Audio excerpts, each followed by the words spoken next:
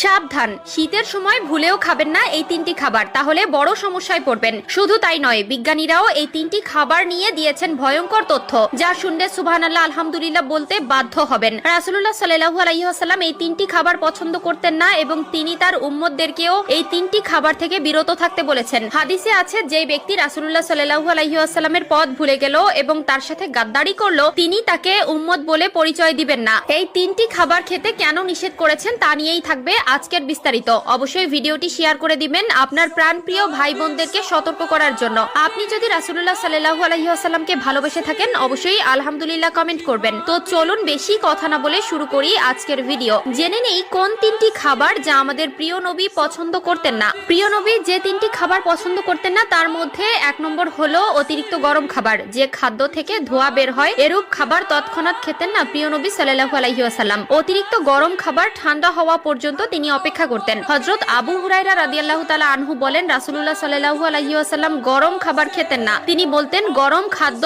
বরকতহীন। নিশ্চয়ই আল্লাহ তাআলা আমাদের আগুন খাওয়াননি। যেসব খাবার হালাল হওয়া সত্ত্বেও নিজের বা অন্যের জন্য কষ্টকর বা ক্ষতিকর হয় তা খাওয়া থেকে নবীজি সাল্লাল্লাহু আলাইহি ওয়াসাল্লাম বিরত থাকতেন। উম্মতকেও এসব খাবার খেতে নিষেধ করেছেন। শীতের সময় আমরা অনেকেই গরম খাবার খেতে ভালোবাসি। অবশ্যই এ বিষয়ে সতর্ক থাকবেন। অতিরিক্ত গরম খাবার থেকে বিরত থাকবেন। আধুনিক বিজ্ঞান বলছে, অতিরিক্ত গরম খাবার পাকস্থলীর জন্য ক্ষতিকর এবং গরম খাবার খাদ্যনালীর ক্ষতি করে। এমনকি গরম খাবার ফু দিয়েও খেতে নিষেধ করা হয়েছে। আধুনিক বিজ্ঞান বলেছে, মানুষের নিঃশ্বাসে থাকে কার্বন ডাই অক্সাইড। অবশ্যই বাঁচতে হলে এই বিষয় থেকে সতর্ক থাকা অত্যন্ত জরুরি। 2 নম্বরে যে খাবার অপছন্দ করতেন তা হলো কাঁচা পেঁয়াজ। হযরত জাবের রাদিয়াল্লাহু তাআলা আনহু থেকে বর্ণিত, নবীজি সাল্লাল্লাহু আলাইহি ওয়াসাল্লাম বলেছেন, কাঁচা রসুন পেঁয়াজ খেয়ে যেন কেউ আমাদের মসজিদের নিকটবর্তীও না হয়, কেননা মানুষ যেসব দুর্গন্ধের কারণে কষ্ট পায় ফেরেশতারাও তাতে কষ্ট পায়। বুখারী ও মুসলিম শরীফ। তবে রান্না করা গন্ধহীন পেঁয়াজ রসুন খেতে কোনো সমস্যা নেই। কাঁচা পেঁয়াজ খাওয়া হারাম না, তবে খেয়াল রাখতে হবে পেঁয়াজ খেয়ে সঙ্গে সঙ্গে নামাজে না দাঁড়ানোই ভালো। মুখ পরিষ্কার করবে ভালোভাবে,